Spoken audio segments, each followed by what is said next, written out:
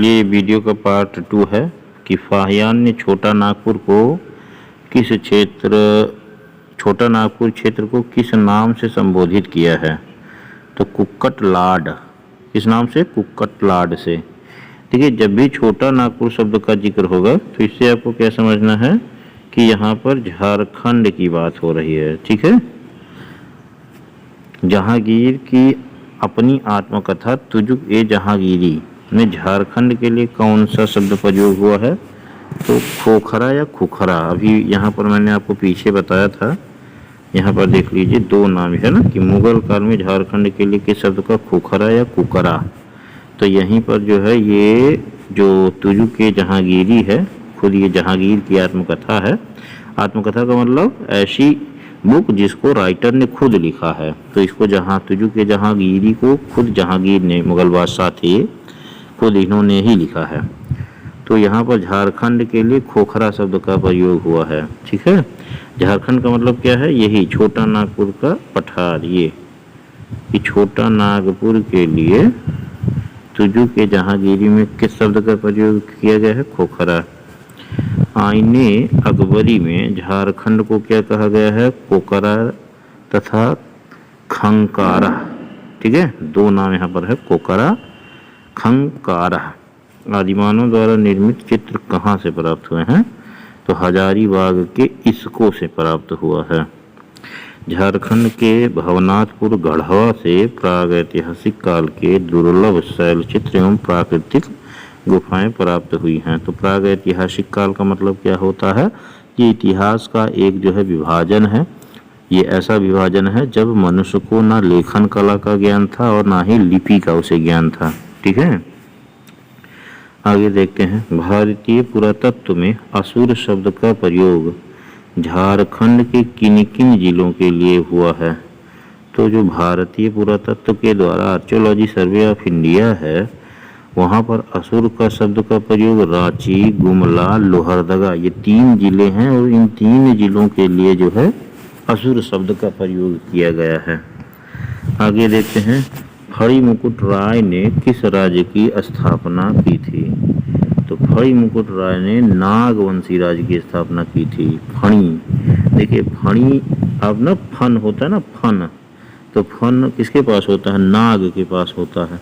तो फणी मुकुट से यहाँ पर रिलेट करके नागवंशी राज्य को आप याद कर सकते हैं। प्रथम नागवंशी राजा का क्या नाम था?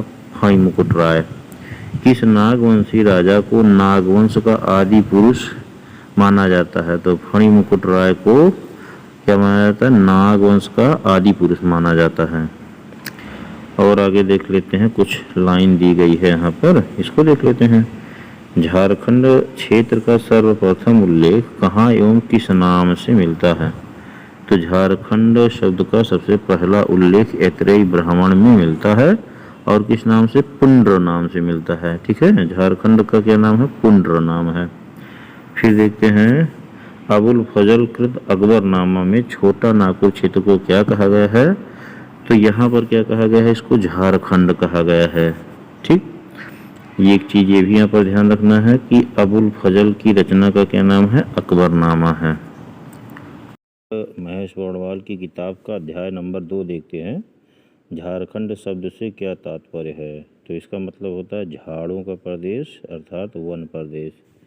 झारखंड राज्य को उत्तर वैदिक काल में क्या कहा जाता था? तो इसे कहा जाता था व्रात्य प्रदेश। उत्तर वैदिक काल में कहा जाता था। ह्वेनसांग द्वारा छोटा नागपुर के लिए किस शब्द का प्रयोग किया गया है? तो ह्वेनसांग के लिए ह्वेनसांग के द्वारा छोटा नागपुर। अभी ये छोटा नागपुर क्या है? तो झारखंड की जो भौगोलिक स्थिति है वो छोटा नागपुर के पठार पर झारखंड बसा हुआ है। तो झारखंड के लिए ह्वेनसांग ने किस शब्द का प्रयोग किया है? किलो ना सु फलाना। तो आप मिला करके इसको पढ़ सकते हो, किलो ना सु फलाना, है ना, ये बोल सकते हो। किलो ना नासु और फलाना ये बोल सकते हो। ठीक है, फलाना, किलो नासु फलाना। दूसरा है, अगला कंटेंट यहाँ पर दिया है। मलिक मोहम्मद जायसी के किस ग्रंथ में झारखंड शब्द का उल्लेख मिलता है? तो मलिक मोहम्मद जायसी की बहुत प्रसिद्ध रचना है पद्मावत, और इसी में झारखंड शब्द का उल्लेख मिलता है। झारखंड शब्द का सर्वप्रथम उल्लेख कब किया गया? 13वीं शताब्दी में किया गया। मुगल काल में झारखंड को किस किस नाम से जाना जाता था? तो खुखरा या कुकरा, ये दो नाम है, कुकरा और खुखरा। इन दो नामों से मुगल काल में झारखंड को जाना जाता था। आपको पता होगा कि झारखंड का गठन तो 2000 के बाद में किया गया, ठीक है, पहले तो बिहार में था। तो मुगल के काल में, मुगलों के समय में झारखंड को क्या कहा जाता था? खुखरा या कुकरा कहा जाता था। अब झारखंड के लिए पुराणों में प्रयुक्त नाम कौन कौन सा है? जैसे भागवत पुराण में किक्कट प्रदेश बोला गया है, ठीक है। वायु पुराण में मुरुंड प्रदेश बोला गया है। इसी प्रकार से विष्णु पुराण में मुंड बोला गया है। तो ये 3 नाम यहाँ पर हैं। 3 क्या, बेसिकली 4 नाम हो गए ना, 5 हो गए। एक खुखरा और कुकरा। किक्कट प्रदेश भागवत पुराण में बोला गया है, मुरुंड बोला गया है वायु पुराण में, और मुंड बोला गया है विष्णु पुराण में।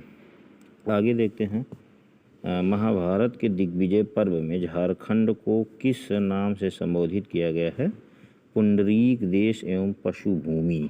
तो यहाँ पर उस समय जैसे झारखंड महाभारत में क्या है कि जो उसके अध्याय हैं तो उनको जो है अलग अलग, जैसे भीष्म पर्व, शांति पर्व, तो ऐसे दिग्विजय पर्व में, ठीक है, दिग्विजय पर्व में झारखंड के लिए पुंडरीक देश एवं पशुभूमि देश शब्द का नाम आया है। अच्छा, यहाँ पर देख सकते हो कि पशुभूमि क्यों? ये क्योंकि झारखंड का क्या मतलब है? वन प्रदेश। तो जहाँ पर वन ज़्यादा है तो वहाँ पर पशु ज़्यादा रहेंगे, है ना, एनिमल ज़्यादा रहेंगे।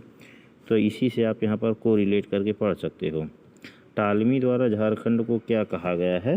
टालमी के द्वारा झारखंड को मुंडल कहा गया है। अब देखिए फिर 6 नाम हो गए। मुगल काल में खुखरा या कुकरा, भागवत पुराण में किक्कट, वायु पुराण में मुरुंड तथा विष्णु पुराण में मुंड, महाभारत में जो है पुंडरीक या पशुभूमि, और टालमी ने क्या इसको कहा? मुंडल कहा है।